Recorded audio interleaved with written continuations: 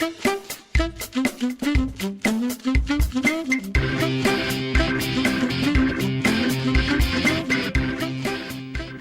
I'm Michael Smith for Health Talk. Tonight, a very special show. I have Steve Decker of the Family Support Council, and welcome to Douglas County. Thank you, Michael. I tell you, I really respect somebody who moves in and grabs the horn or the bull by the horns, because it sounds like you got some challenges to do with the new job. It's been a lot of fun so far. I very much enjoyed it. Well, Bridget's here in the studio with us, and so you brought your lovely daughter to for spring break, as it were, so I hope she's having a good time here. I hope she enjoys watching the show. Well, you just took the job. How did you end up here? So my story, I actually have zero official education in nonprofits. I don't have a master's in social work. I don't have a doctorate in anything important. I actually officially am a geek. I used to do internet service provider companies. I used to run the internet in Idaho, and I just hated my job every day. My brother suggested I move to Los Angeles and find a job there doing something different, and I would have fun. And I went and I found a job helping people with autism find employment, so connecting them to potential employers. That is awesome. I immediately fell in love with it. Loved every single day of it. And found out I was really good at helping people. Well, it's hard work, and it takes you pull stress from people. My sister-in-law takes care of autistic people, and we used to bring him on vacation. And they're special people, so I'm real proud of you. How long did you do that? At that company, I did it for 3 years, and then I left there to another company doing similar things, but this time it wasn't just people with autism. It wasn't just developmental delays. It was people with developmental delays who also had a mental illness on top of it. So, for example, schizophrenia on top of autism, or bipolar disorder, or any number of these issues. And on top of that, these individuals had actually been put in a lockdown facility because they've committed some terrible crime.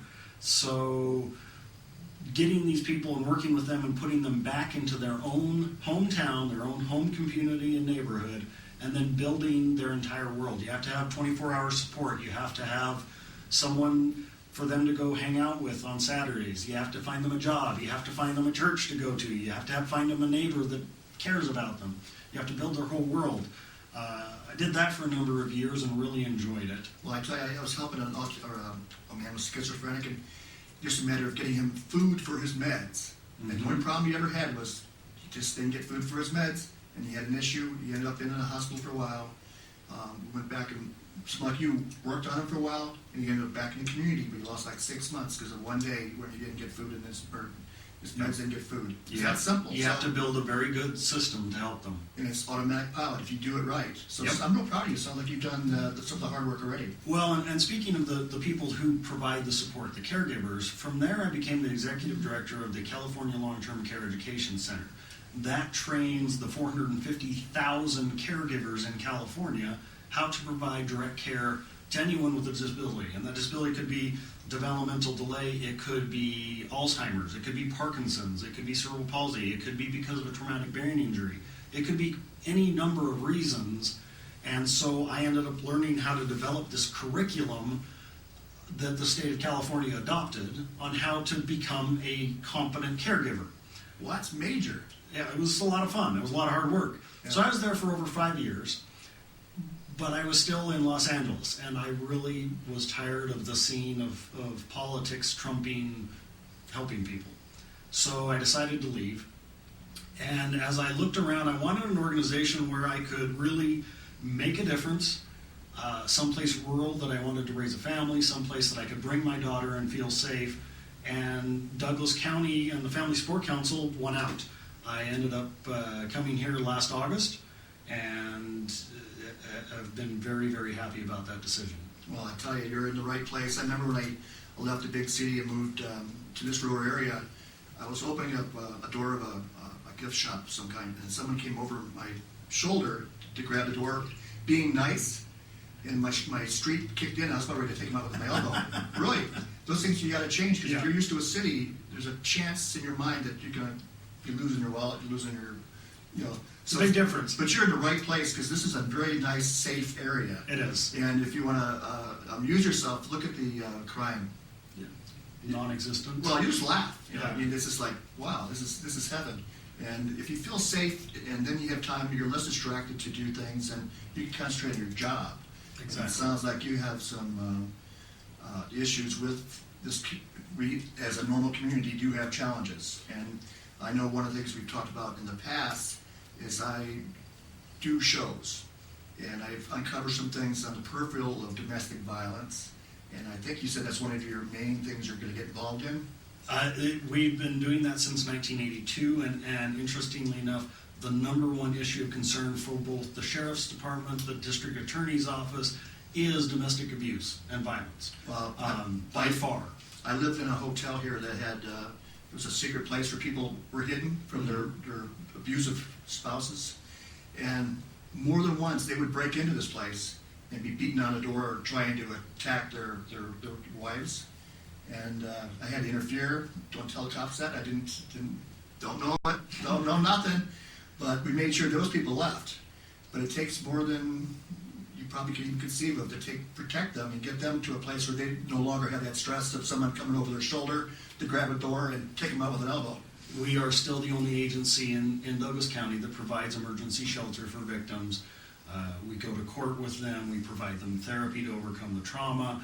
We offer them group support therapy. We offer them help with how to get a job. We offer them everything that they might need to go from this really dark, terrible place and start their new life, in most cases with their children, honestly. And so our domestic shelter allows up to 90 days normally for up to 13 beds, and we'll bring the entire family. We'll bring mom and all the Awesome. kids. That is awesome, because I would imagine the financial stress alone would be keeps people out there with the mate that is abusive. It does, unfortunately, and they don't know that there's help out there, and that's what we are.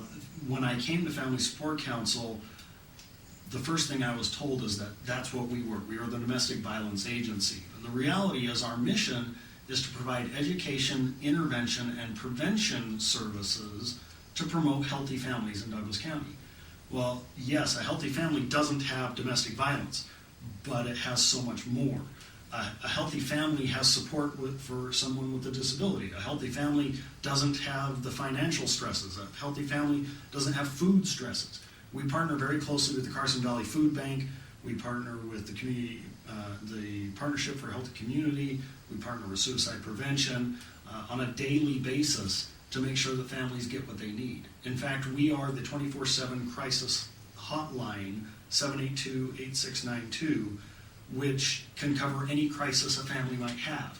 And we might refer them to social services of Douglas County to get, for example, food stamps, but we'll also send them to the food closet. We'll also bring them to our location if needed. We'll do therapy for the kids. Whatever is needed, we can make sure they reach the right That is spot. awesome. I'm an advocate for traumatic brain injury and an advocate for hospice care and some of the peripheral things that you're talking about. But to me, it's going to be heaven to be able to throw this direction towards you, where you have probably the finances and maybe the computer network to distribute the information on a computer basis, because even Bridget right now is working her cell phone. So if you're a family in crisis, you want to get the information as fast as possible. Yes, in fact, I'm proud to say that in my first week of working for the Family Support Council, we were awarded a Google grant. Awesome. So that's up to $200,000 a year in Google services just for us for free. And it's a private cloud, so everything is electronic. Everything's online. We don't do paper files anymore, and it's secure. It's backed up, and we can use that to really follow people as they need different services and get them in the right spot. In fact, because of that system, we were asked by Child Protection Services to start providing more hands-on services with some of the more difficult cases where they've actually removed the children from custody and they need someone to go check on the parents and teach them how to be parents. So we do parenting classes. And they've asked us to do supervised visitation, where they're trying to reunite the child with the parents, but they need somebody to oversee that and make sure everything's safe. And we do that. In fact, we do that right here in Gardnerville. You're being asked to do a lot. What kind of volunteers do you have? Do you need more volunteers? There is a never-ending need for volunteers. Well, I think sometimes with this new energy, it'd probably be good to give a shout out for some volunteers, because we have a lot of retired people that have some pretty good credentials, and it might be time to ask for them to give you a call. Well, there's some very specific needs we have. Number one, I mentioned we have a 24-hour crisis line. What that means is from 5 p.m. in the evening to next morning at 9 a.m. when we open the office, we need somebody that we can train on how to answer those calls and help direct the people in the right place. Whether that's to call my staff to get them into the shelter, to call the sheriff's office, to help them get connected with suicide prevention, to help them get it connected with whoever they need to be connected to. Well, I know in a lot of cases on the food closet, it's just a matter of knowing the hours, because they are closed sometimes. They have interesting hours. Yeah. Because we are 24/7, we'll make sure everybody gets taken care of. And you're next door. And we're next door to the Yeah. food closet. So you might want to give out your address and your phone number and your Sure. contacts again before I forget. Again, the crisis line is 782-8692. That number gets to us no matter what, any day, any time. We're at 1255 Waterloo Lane. We're just down the street from the senior center, very near High Sierra Feed, and across the street from Lampe Park. Part of having that office is that we're able to have families with whatever they might need come in and just say, hey, I need help with whatever. Because we're a family resource center, it could be something as simple as diapers or soap and shampoo, and we can help them. Well, I'm doing all these checklists in my head of how many people need that stuff. It's just amazing how you can't find a job if you can't take care of your clothes, your haircut. I mean, there's so many simple things that you're branching off into what I'm thinking about. What are you doing as far as are you involved with senior services at all? We are very much. In fact, one of the projects that we have right now is called parental estrangement, and there's a severe issue. As the baby boomers are aging, they lose contact with their adult children. You know, everybody's off doing something different anymore. Nobody stays at home anymore. Well, I know right now I have a friend who she was going to go back to Michigan to see her mom, but her mom has dementia, and her mom is argumentative with her father and won't let her go back to see her mom. And those are kind of the issues you get with aging. And I don't remember my grandparents were talking about Alzheimer's and dementia like we're hearing now. It's almost like a brand new disease. Well, So when you get into something like yourself, going back from stats from 60, 70, 80, 100 years ago, it's a whole brand new ballgame. But that's the stuff I go to when I talk to my neighbor. And, you know, so someone like you to call and say, what do I do? I couldn't say for her to go and visit her mom without without permission. So those are the questions you're going to get, and you said you have a... we have lots of answers. The reality is that nobody used to live long enough to get Alzheimer's. Well, the reality is that's what's going on, is that the healthcare has kept people alive so much longer, especially the baby boomer generation, that they're starting to see those age-related illnesses that before everyone died of a heart attack before they could get Alzheimer's. So now that's an issue, and it means how do you find a caregiver? How do you provide the care if you are the caregiver? How do you have your family informed on what options there are? I tell you, we're going to have to take a short break, and we're going to come back with Steve and talk about these issues. What, does he have a job or what? We'll be right back.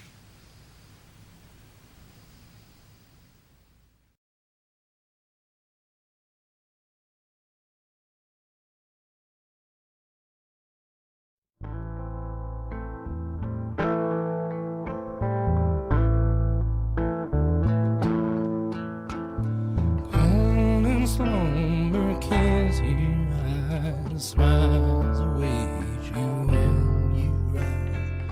Sleep it on, do not cry, I will sing.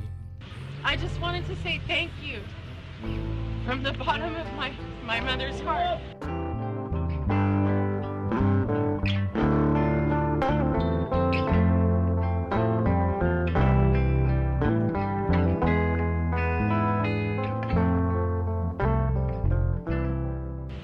She's still out there and she still has to be found and brought home.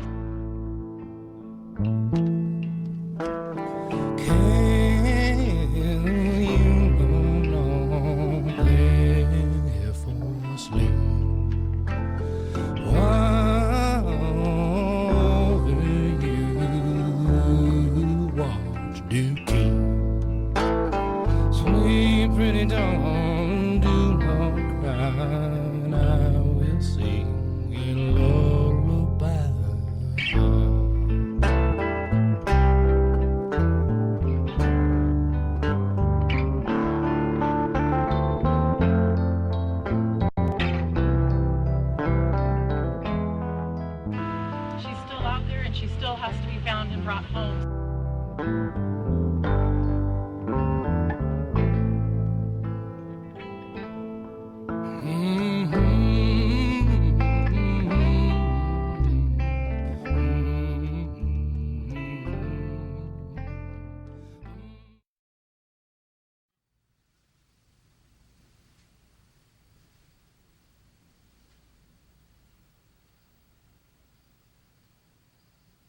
Hi, I'm Michael Smith for Health Talk, and we're back with Steve Decker, the Family Support Council. Boy, did we have a raucous break talking about domestic violence, just from our little PSA about football players getting involved.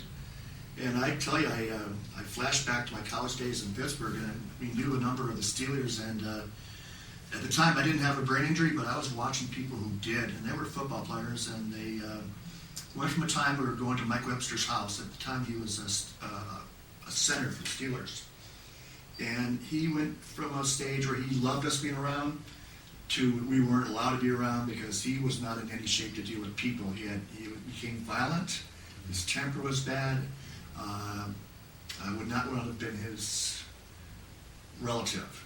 And I know as we talk about domestic violence, as we just showed, that football cares, but sometimes the treatment is treating the brain injured before they become brain injured. One of the most important things you have to realize about domestic violence is it never occurs just because somebody has a bad temper.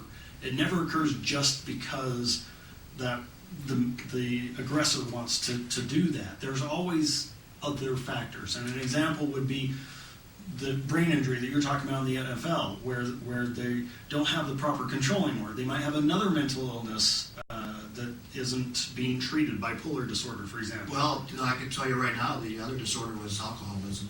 Absolutely. These guys drank a lot. Substance abuse is the they number one. bragged about it. Yep. And I tell you, it took probably Ditka to get a DUI for the NFL to quit bragging about drinking. Number one aggravating issue for domestic violence is substance abuse of one form or another. In fact, interestingly enough, here in Douglas County, here where we live, 40% of the charges brought for domestic violence are actually against women, and in almost every single case it's because they're using illegal substances or overusing alcohol, and it sends them beyond what they can control. There's never a way to solve domestic violence if you ignore all the other problems. So we have to, as we deal with families here in Douglas County, we really have to think about how can we solve all of the family's problems, whether it's substance abuse, mental health issues, employment issues, stresses about health that are all coming up. If you can't really deal with the whole family, you're not going to stop domestic violence. Actually, that's a big deal because for some reason, when I think about domestic violence, I automatically think of the male problem. But if you're a male trying to cover up your wife's problems, that could get you in trouble big time if you don't know how to reach out and get help. Well, Because we're all John Wayne.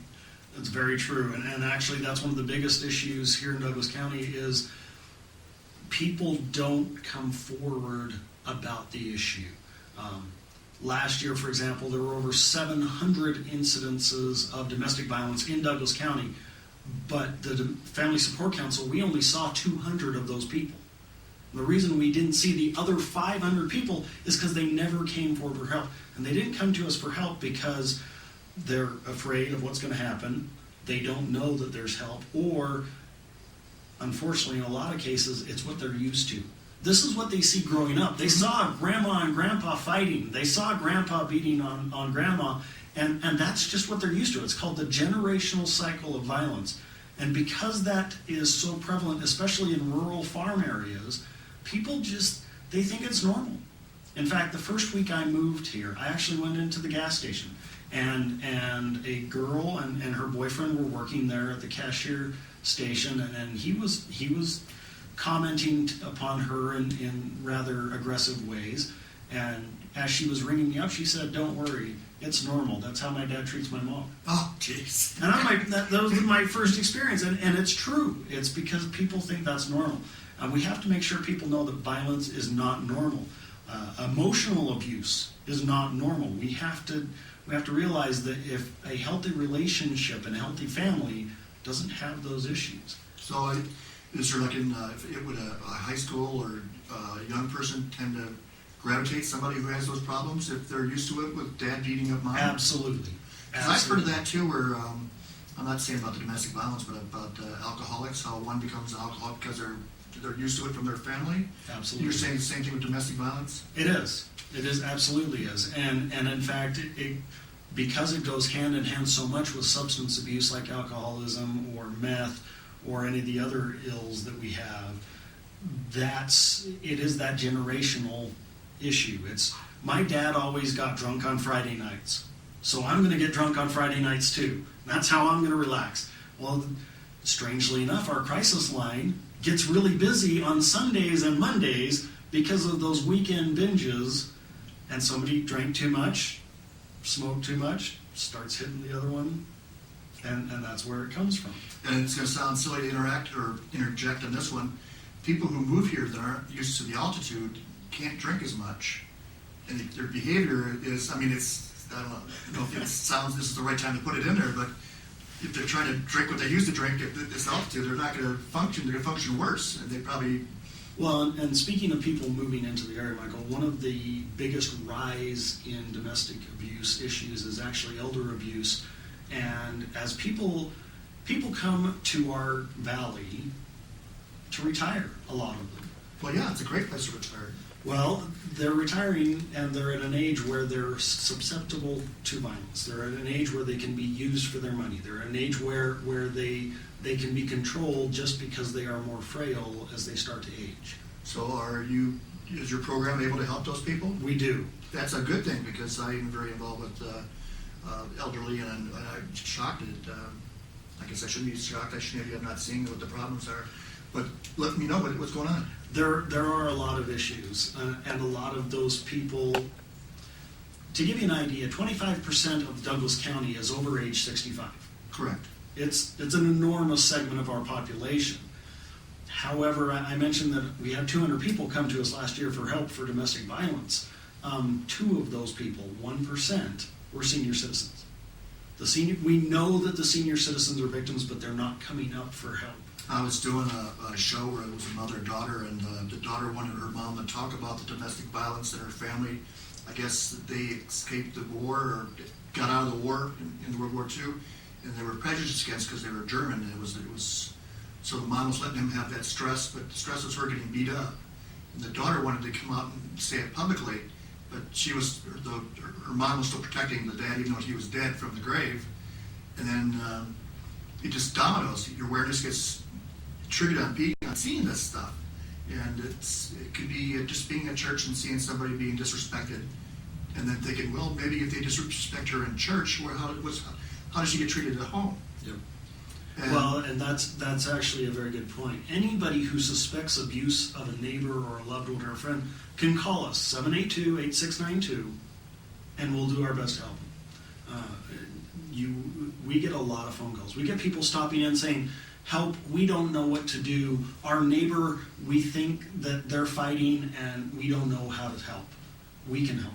That's our job. that's a big deal. I tell you, the more we talk, the more I think we need to get you some more volunteers. It's a big one.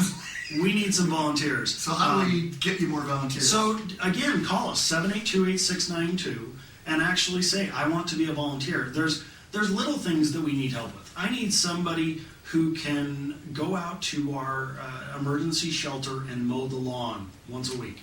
I need somebody who can come in and watch children for a mother to go to her job interview. Well, that's a big deal, because you can't, we're in a hot place. You can't have your child sitting in the car for an hour when it's 100 degrees out. So it might sound small, but it's not. These are really important tasks that we need to help our whole community by doing. I need somebody who can go to the senior center and just chat with people. Well, yeah, loneliness is a big deal. I'll tell you, I'm involved with the Tahoe Senior Plaza. I was the landscaper last year, and we trade favors for, I'll be giving them bread later today. And a lot of people just need to, they're lonely. There's somebody to talk to. And the history you find out about Yep. it's just a miracle. And you really luck out appreciating how valuable this area is if you just listen. And I think you're into some good stuff here. Well, I've been amazed at how generous the community is here and how much people want to really make sure we succeed in our mission, and not just fighting domestic violence, but everywhere that we want to deal with the mental health, the traumatic brain injuries, the developmental disabilities, the senior citizens, all these needs that just we can step in and help. Did you know in Douglas County there is no one that serves people with a brain injury as an ongoing services? I agree, I know that actually. There is no agency serving people with developmental disabilities outside of the school district. There is no one offering respite care that's based here to people with permanent disabilities like Alzheimer's. These are needs that Family Support Council wants to step in and help, but to do it, we need the help of the community. Well, if they're watching right now, can they send you donations? Absolutely. In fact, if you go to our website, which is family-support.org, there's a donate button right up in the right corner, and you can just click on there and donate by credit card if you want.